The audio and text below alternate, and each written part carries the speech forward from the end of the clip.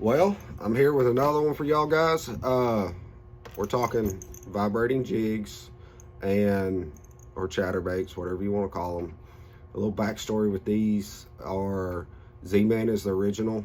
They had a patent on it for a lot of years. From my understanding, the patent's out, so small producers now can actually start selling direct connected vibrating jigs from my understanding. So I've made these for years for myself. I've never sold them. I've never put them out on the market. They will be coming pretty soon.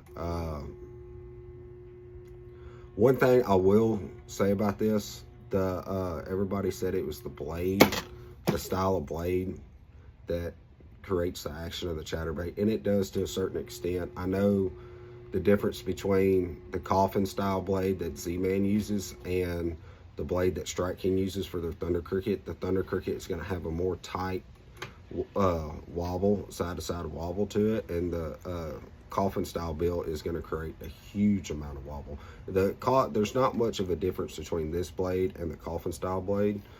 The one thing I will say is if you put a 3/0 hook in it, it actually shortens the bait up a little bit. So one, I've seen where a 3/0 hook is a way more weedless. Like, you can skip this thing around docks and you can bump it up against a stump or a dock, and you're less likely to get hung up because the blade actually protects the hook point, for one, because it's a smaller aught size. And with it being a shorter hook, it actually is way more erratic. Like, it hunts really hard. You hear a lot of pros that they want a extra long hook in these baits, and they work good for like cold water scenarios. Having a longer hook in it, it really tones down the action of the bait a little bit.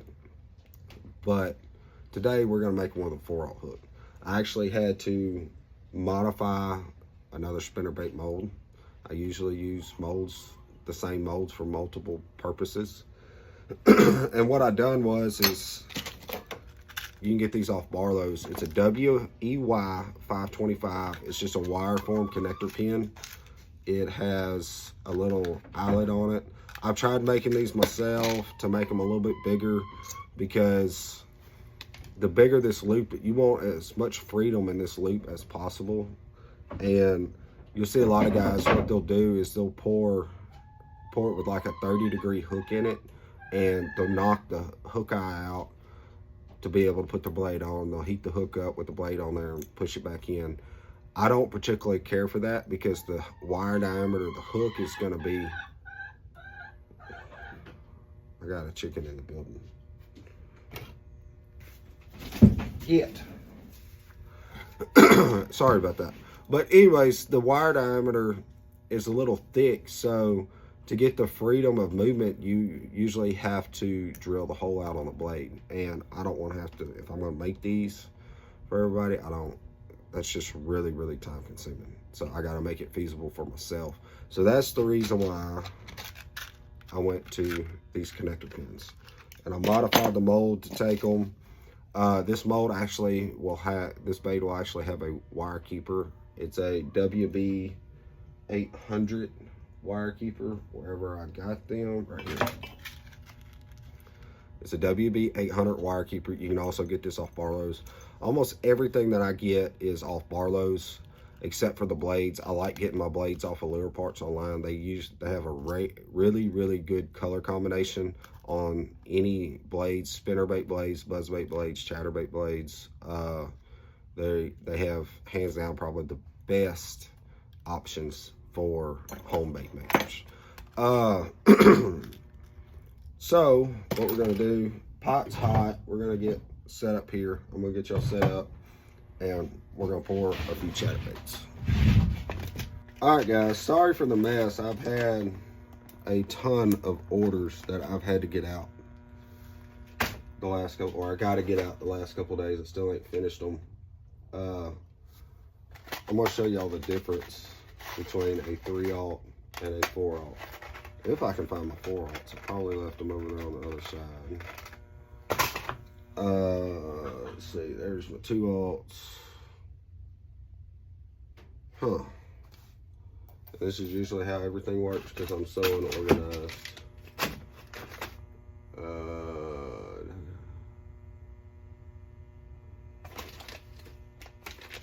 Here they are, right here. They're hiding from me. So,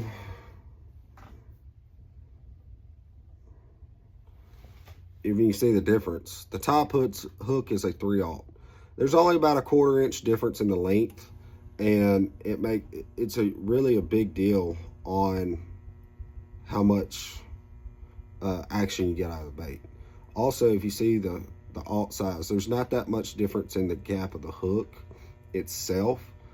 The 3/0's a little bit smaller, but it makes it a little bit more weedless. It tucks that, when you use that 3/0, it tucks that hook up behind that blade a little bit better. So you're still going to hang them up. It's not going to be like a spinnerbait where the spinnerbait's going to be more weedless than a chatterbait, but it's going to be a lot less weedless than if you put a very extra long hook in it. So, and even the ones that you buy from the store, like a jackhammer, I think they put like a 5 or a 6/0 in it. I'm not a big fan of a 5 or a 6/0 hook in really anything. 4/0's about as big as I go in anything, just because we're not catching sharks. 1, 2, the hook size depends on how good of action you're going to have on your bait. You can make your bait bulky and a bigger profile just by adding a bigger trailer or a bulkier skirt or something like that. You do not have to have a giant hook. That's one of those one of them myths, I guess you could say. I don't understand it. Even on bed fishing, everybody wants to throw a big hook bed fishing because, oh well, they're only gonna bite the tentacles, so if I throw a bigger hook that takes up the whole profile of the bait, I'm more likely to catch that fish. Yes and no. So it's basically scenario. What we're gonna do is you put your hook in. This mold has a magnet in it, so it holds the hook very good. It's a very high quality mold. I love this mold. It's my favorite mold. And then you take your little eyelet piece, put your eyelet piece in there. And I've already modified this mold beforehand, where I went in with the Dremel tool and I cut out some grooves for this wire itself. So, and then we're going to come in here and we're going to put our wire keeper in.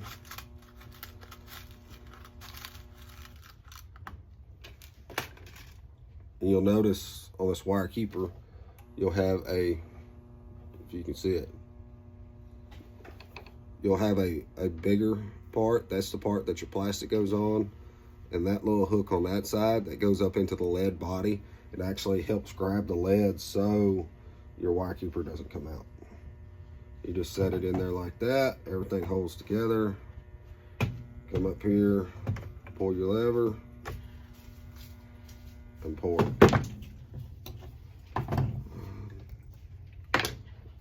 That one was with the 4/0. This one's going to be with the 3/0.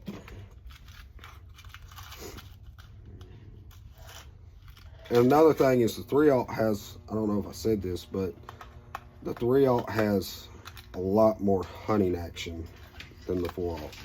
The 4/0 I think would be good for like a wintertime scenario, because the way you trim your skirts and everything, or the way I do, the 4/0 is going to have a little bit longer skirt in it than the 3/0, so there's going to be less drag in the water.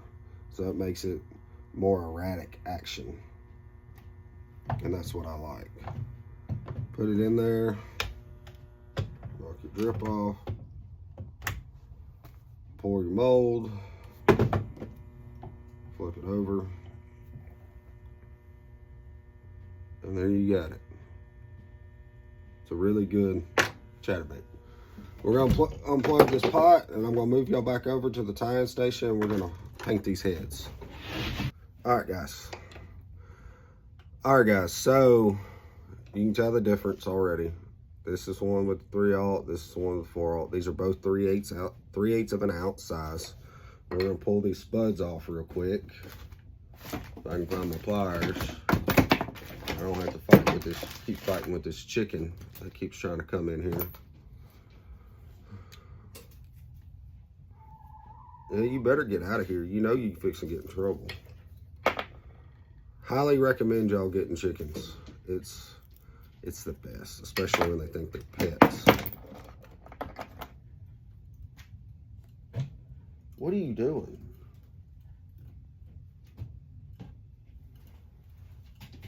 Yeah. Anyways, that little spot there on the top where that spud was, we're going to sand that down flat. Get that thing as flat as possible.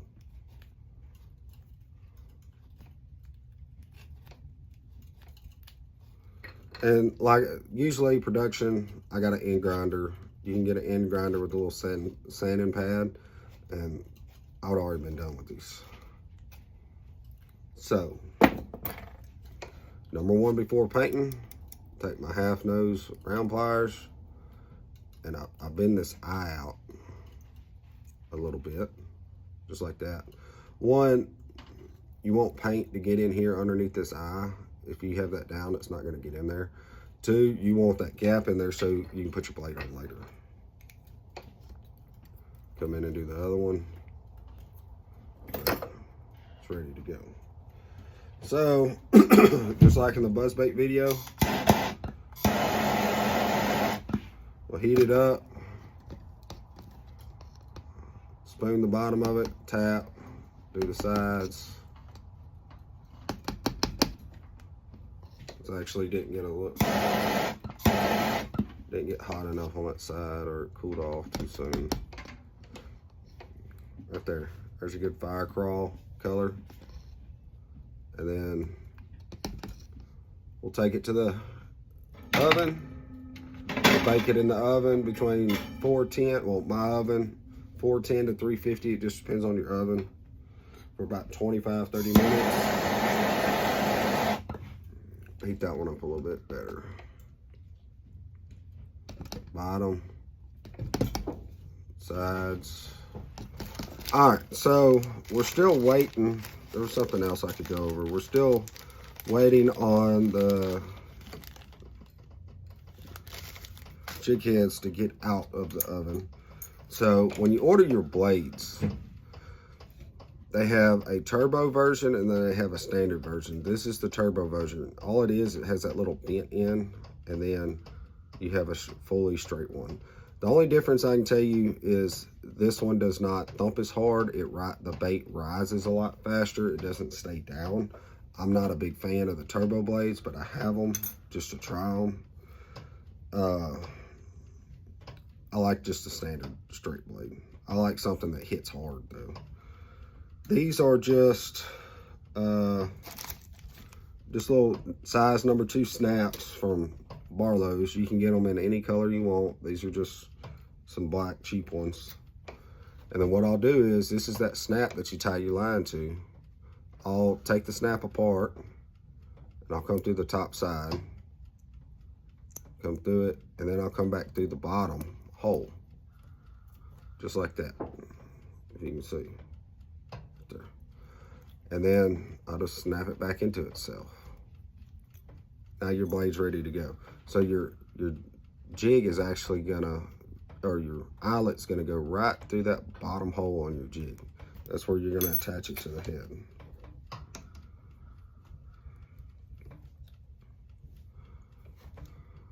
Now, directional wise, it doesn't matter on these which side you go in on, because they're identical, because it's completely straight. But with this one having that curve in it, you got to come in from what I call the front side. You see, I come in from this side here. That's the side that you want your line to be tied on. And then you come in from the bottom. I can get a hold of it. And then you have your blade like that, your hookup. You can see that right there. All right, so that's pretty much all we can do until they get out of the oven. When they get out of the oven, I'll bring y'all in and we'll go through, and I'll show y'all some more little tips and tricks. All right, so all my baits,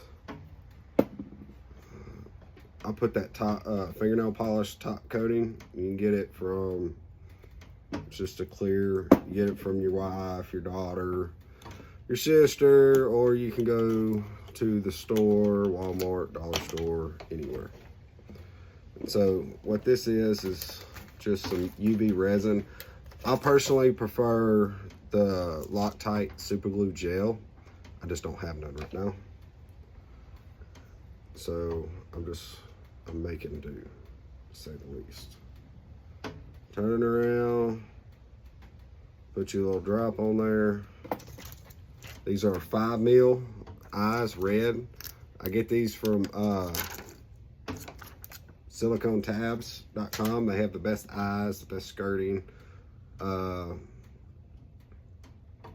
Hopefully he will be doing blades really, really soon.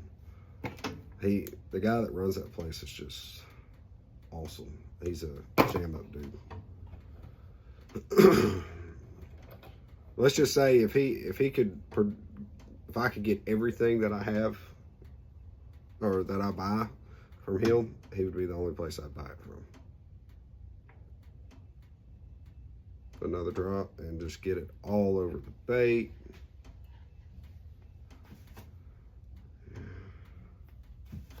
Over there, get your other eye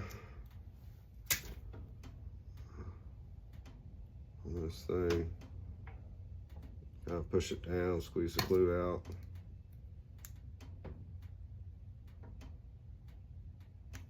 So this is another thing. I don't know if this has anything to do with it, but how fish see. Look how that thing's different. It's like almost like a purple. It looks pretty cool underneath that UV light. So what I'll do now before I top coat it, you see that paint up here on this loop? I'll take my half nose round pliers and I'll get as much of that paint off of there as humanly possible. Reason why, I feel like, one, it's gonna come off either way, but I feel like you get some kind of sound from bare metal to bare metal. So try to get as much off of it as I possibly can.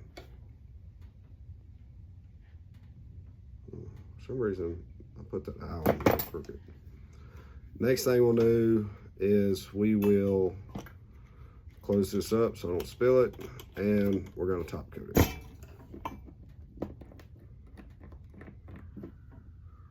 Take it,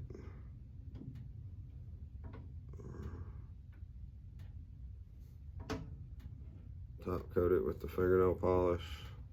Make sure you get around the eyes really good, and that'll help hold them eyes in. Another thing that I've noticed with my chatterbaits, I can't get the paint to stay on. I've tried baking it at different temps for longer amounts of time. Literally, at the end of the day, efficient, this thing, every bit of the powder paint is going to be off of this thing. It's just going to be a lead head. It's mostly for cosmetics, I guess. Make it look pretty when I tie it on. But this thing is so violent with that 3/0 hook in it that it destroys the paint jobs on these things. I have not figured out a way to keep that from happening. I'm still working on that. This Protect powder paint, they say if you bake it right, maybe I'm not baking it right, I don't know. I know I don't have any other problems with like my jigs or other Protect paint. When I'm fishing on rocks, wood, everything like that, I've never had a problem with the paint chipping off. But with these, I don't know if it has something to do with that blade hitting it. That scared me. The blade hitting it constantly, it will chip it to death. So, let me move y'all around here. Try to keep. So what we're gonna do now is, that should be dry. We're gonna tie it. And we're gonna do the same color as our buzzbait video. It's just, I'm using 2.5 tabs to keep my strand count the same. I'm gonna have a full tab of polka dot, a full tab of molten lava. Granted, I've never fished this color. It looks really cool. I want to fish it. I don't know if this color will catch any fish or not.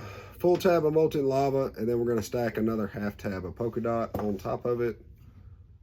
We're going to start wrapping, and when we wrap, we're wrapping over the top of our tag end that I'm holding in the other hand, and we're working all the way down, and then we're going to come all the way back up. And that powder paint is still not dry, it seems like.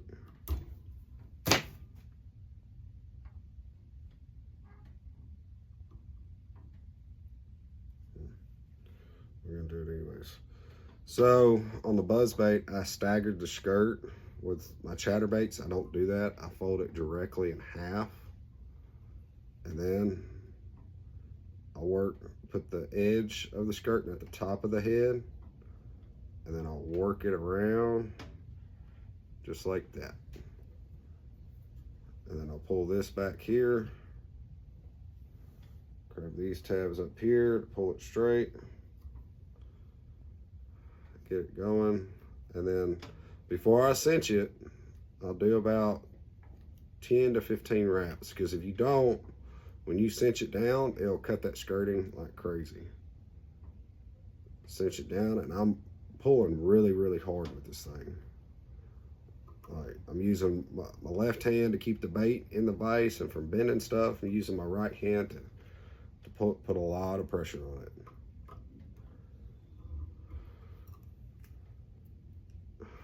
Do my knot and get it out of the keeper.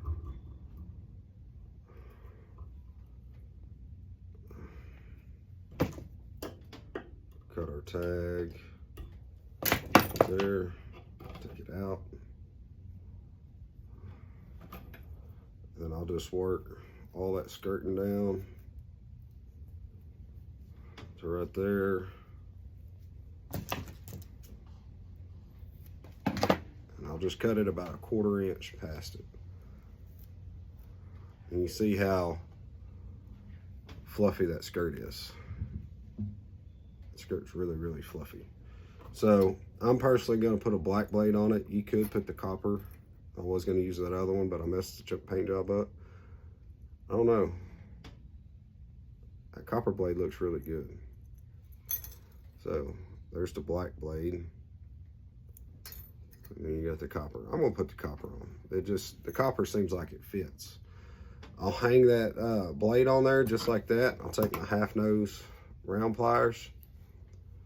The round part of my pliers is going in, and I'm gonna grab it just like that, as you can see. And I'm gonna bend that thing down towards it. You see I still have that little loop in there, and then I'll take my regular needle nose and then very delicately close that eyelet up. And there you go. You got a homemade vibrating jig that is just gonna vibrate its butt off. I love a brush hog on the back of these, or a Strike King blade minnow. Those are the two best trailers I've found, and everybody looks at me crazy when I say a brush hog. I put a brush hog on everything. I'm telling you, take the wings off, the front 2 wings, and thread you an entire long brush hog on the back of it, and fish it. That sucker will be that long, and I'll be doing it with a 3/0 hook, and I do not care. They will destroy it. That's probably something I should not tell y'all, but that's a little secret. It's so crazy, y'all probably ain't gonna fish with it like that anyways. But guys, that is a vibrating jig. Probably my favorite, one of my favorite baits. This particular vibrating jig with 3/0 hook, I've already caught multiple 20-pound plus bags on it, and I absolutely love this thing. And I'm just glad I don't have to pay $20 for one. So anyways, I hope y'all enjoyed this video, and I will see y'all on the next one. We're probably going to do some jigs on the next one. So I got a heavy cover jig here. I got a 5/0 hook in it. I'm only making these in 1/2 ounce and 3/4 because of the action of the bait. You got to have extra weight on it to get it to stand up correctly. Once I get my skirting in, I'm going to be making like some big heavy mop jigs out of these. And then probably do, I got my little bitty finesse jig. When I also get my skirting in, we'll go over a finesse jig. I got some shaky heads there. We'll go over, I got some football head shakies out back here that we're going to go over. And I'm just going to go through everything that I make and show y'all from start to finish on how I do it and why I do it. And if y'all have any questions, please leave a comment and let me know, and we'll have a conversation about it. It don't bother me at all, guys. I'll see you on the next one. Thank y'all. Just wanted to show y'all these pictures. This is from back in the late summer of a 22.5 pound day that I had on this particular chatterbait with a 3/0 hook. They catch a lot of good fish, guys.